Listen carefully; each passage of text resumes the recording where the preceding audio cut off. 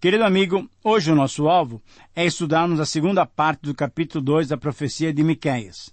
Vamos estudar Miqueias, capítulo 2, versículos 6 a 13. Esse texto nos remete à situação do povo que andava contrariamente à vontade de Deus.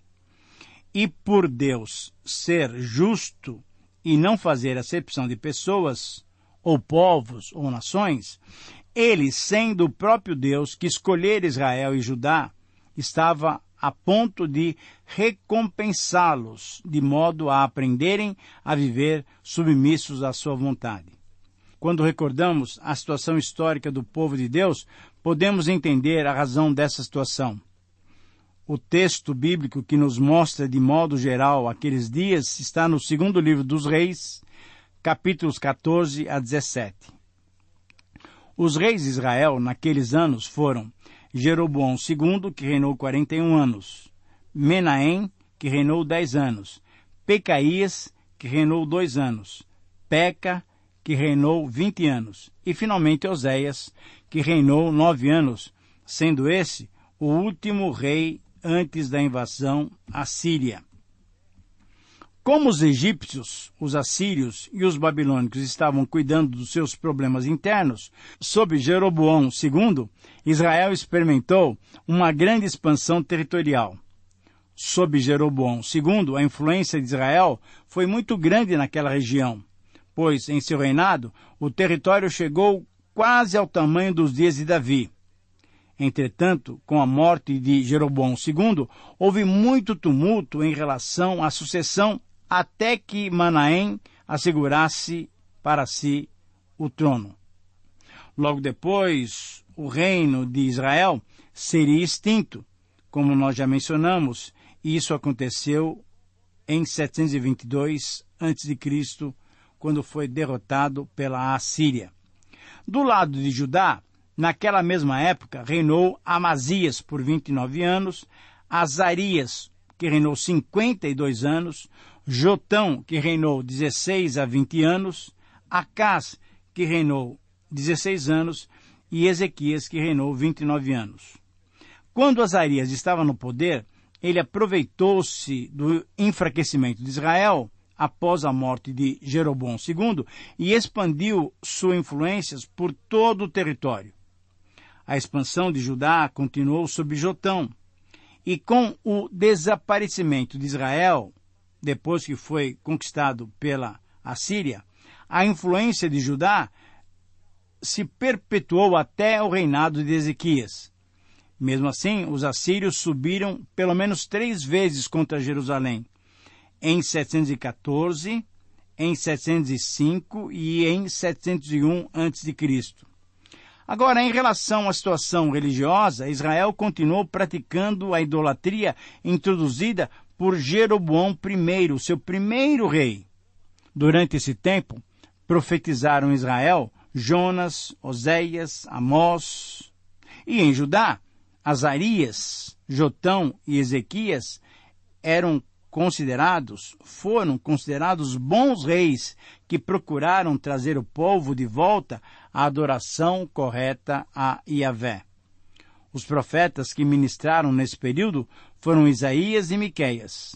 Mas é digno de nota a ressalva que o autor bíblico fez no segundo livro dos Reis, de que os altos dos deuses pagãos não foram totalmente tirados do meio do povo, e assim o povo adorava tanto a Yahvé como aos falsos deuses, conforme lemos em 2 Reis, capítulo 15, versículo 4 e versículo 35.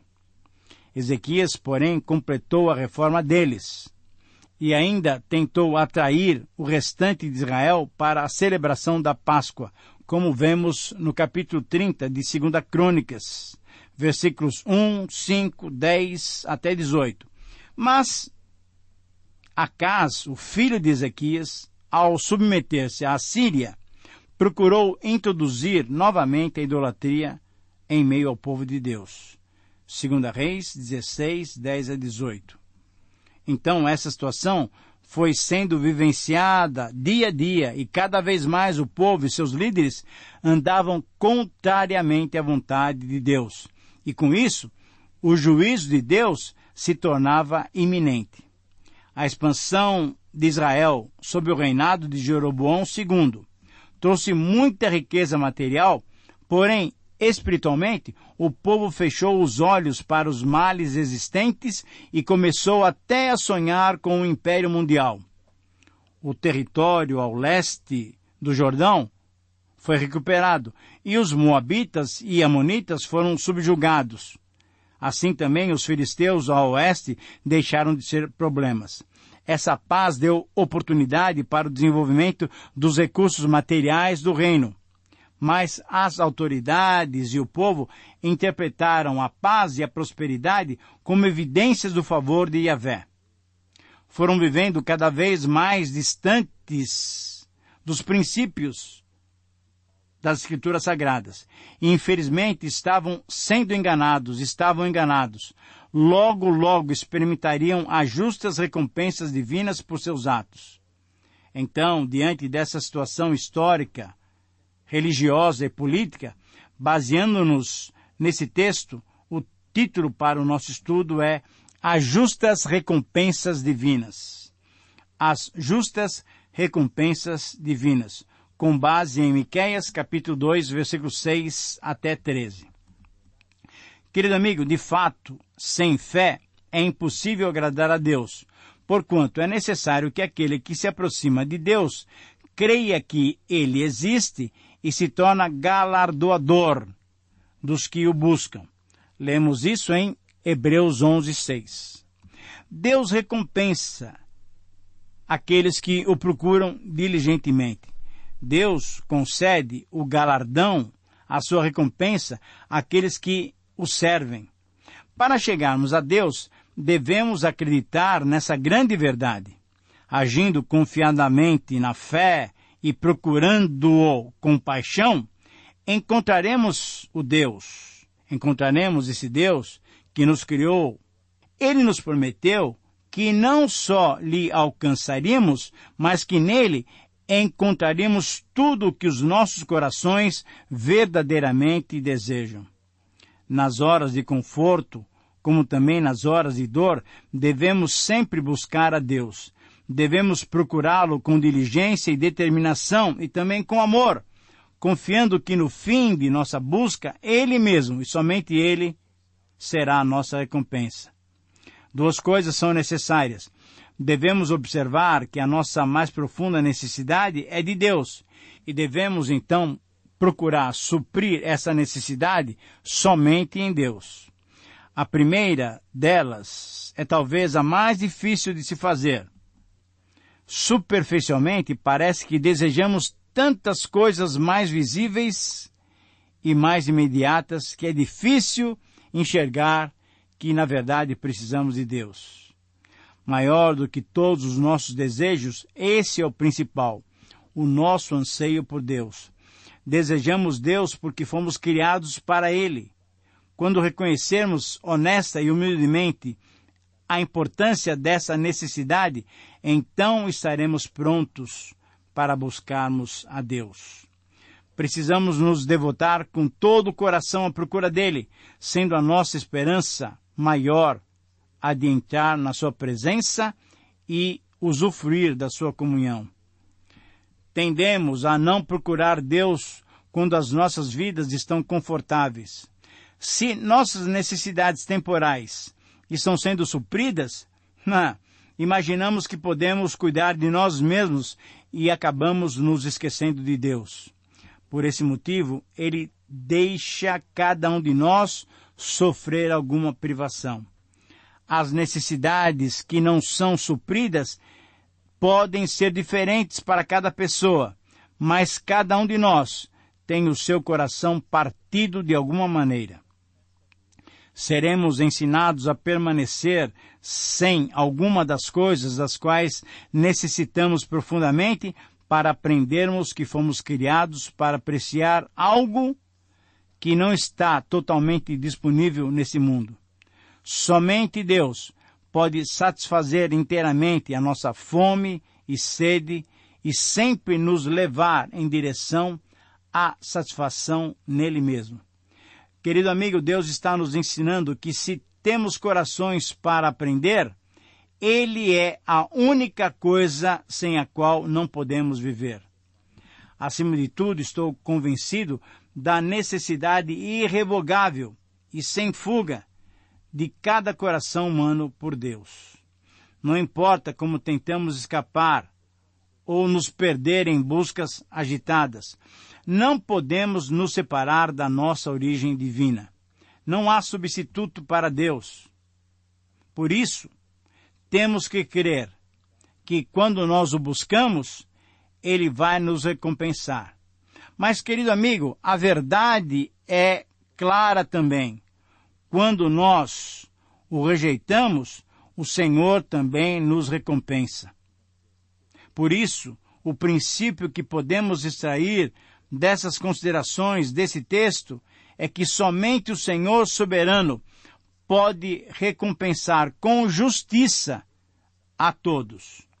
Somente o Senhor soberano pode recompensar com justiça a todos. Se o buscamos com sinceridade de coração, se o amamos, certamente Ele nos recompensará com suas bênçãos. Mas se o desprezamos, se menosprezamos a sua lei, se não queremos ter comunhão com Ele, Ele também nos recompensará. Ele é o nosso galardoador. Mas Ele vai nos recompensar com punição, com castigo, porque somente o Senhor soberano pode recompensar com justiça a todos. E nesse texto, nós encontramos 5 justas recompensas da parte do nosso soberano Senhor. A primeira recompensa do justo e soberano Senhor não é acreditada pelos injustos. Versículos 6 e 7. Não babujeis, dizem eles. Não babujeis tais coisas, porque a desgraça não cairá sobre nós.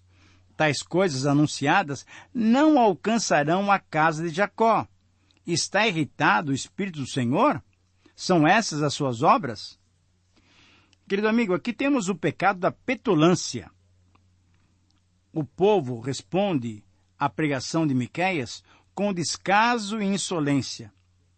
Ele não está disposto a escutar o profeta. Inclusive ele disse, não pregue isso não pregue não. Eles tinham dito algo parecido para Amós alguns anos antes. Também Ezequiel falou contra os falsos profetas, conforme Ezequiel capítulo 13. E depois de alguns séculos, o próprio apóstolo Paulo falou sobre os últimos tempos, porque eles começarão a ouvir e serão atraídos para ouvir mestres segundo os seus próprios desejos, segundo as suas próprias paixões, conforme lemos em 2 Timóteo 4:3. Portanto, querido amigo, a primeira evidência do justo juízo de Deus é que essa mensagem não atrai a todos. As pessoas que estão sendo confrontadas não creem nela, mas a verdade é que essa mensagem é mensagem da parte de Deus. A segunda recompensa do justo e soberano Senhor é benéfica para aqueles que praticam a justiça, para aqueles que creem. Eu leio para você o final do versículo 7. Sim, as minhas palavras fazem o bem ao que anda retamente. E aqui temos uma diferença. Se andamos retamente, ouvimos as palavras do Senhor e as aplicamos em nossas vidas. Mas, se não andamos retamente, se não andamos em justiça, nós nem queremos ouvir essas palavras e nem acreditamos que Deus tenha falado essas palavras. O povo tinha uma ideia muito clara da mensagem de Miqueias, de que Jeová, de que Deus era poderoso e paciente. As suas obras não incluíam o juízo e a destruição. Não, de jeito nenhum. Mas diante desse falso pensamento, Miqueias responde que Deus manifesta o bem ao reto somente, ao reto de coração, aquele que anda em justiça. Se Deus é reto, espera também que o seu povo seja reto, ande corretamente. Se Deus é santo, justo, Ele espera que eu e você, que dizemos que amamos a Deus e seguimos, sejamos o quê? Justos e santos. Portanto, a palavra de Deus tem valor, sim, para todos, embora por uns não seja acreditado, mas por nós que temos andado corretamente diante do Senhor, ela é válida e por ela nós devemos qualificar as nossas vidas para nos apresentar diante dele. A terceira recompensa do justo e soberano Senhor é de condenação para com os opressores. Mas há pouco se levantou o meu povo como inimigo.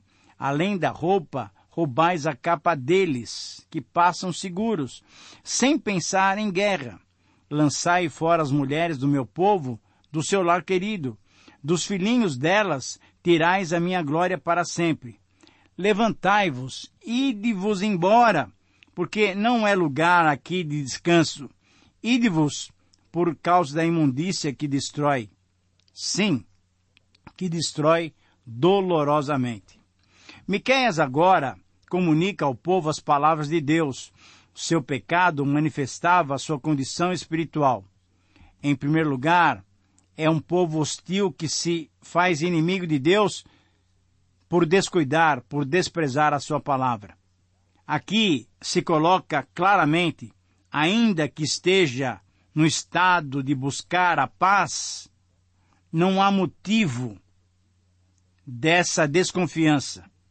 Não há nada que possa justificar a sua conduta incrédula e sem piedade para com aqueles que não têm condições de se defender.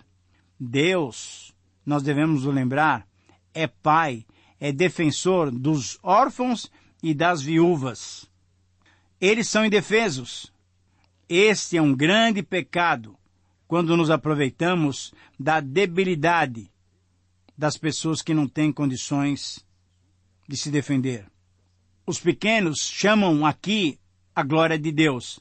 A palavra glória é algo que adorna e honra. É muito interessante o uso dessa palavra nesse contexto.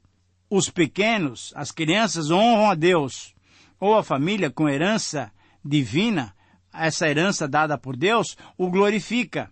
A glória do Senhor é que haja justiça, haja direito, haja equidade nos nossos relacionamentos. Porém, o que estava acontecendo em Israel nessa época era opressão, era desmandos, era cobiça, era avareza. Deus nos oferece o seu repouso em Cristo Jesus. O pecado destrói esse descanso e priva o povo de suas bênçãos. Portanto, o que estaria acontecendo é que esse povo que deveria ter andado corretamente, de acordo com a lei do Senhor, agora sofreria as justas recompensas divinas por causa do seu pecado. A quarta recompensa do justo e soberano Senhor é de condenação aos que preferem a mentira à verdade. Se houver alguém que, seguindo o vento da falsidade, mentindo, diga, eu te profetizarei do vinho e da bebida forte, será esse tal profeta desse povo. Querido amigo, aqui temos uma referência muito clara a profetas falsos e um contraste com profetas verdadeiros. Miqueias é um profeta verdadeiro que sentia a desgraça do povo, que sentia a dor do povo, que estava tentando avisar Judá dos perigos que Judá corria diante do exemplo que tinha acontecido com Samaria. Porém, havia também no meio do povo de Israel profetas falsos que pregavam festa, que pregavam alegria, porém estavam mentindo. Por isso, a quinta recompensa do justo e soberano Senhor é a promessa de salvação do remanescente, versículos 12 e 13. Nesse texto, nós encontramos exatamente essa promessa tão especial do remanescente. Sempre o Senhor tem uma maneira de salvar aqueles que são fiéis a Ele. Não importa se estejamos no mundo todo perdido, se nós individualmente andarmos corretamente diante do Senhor, esse remanescente, esse restinho de crentes que sobram, esses serão salvos, porque o Senhor é um Deus justo na sua recompensa. Querido amigo, que Deus possa te abençoar e que você possa estar junto desse remanescente, que você possa ser um dos poucos, mas um daqueles que creem e levam o nome do Senhor a sério. Que Deus te abençoe, um grande abraço e até o próximo programa.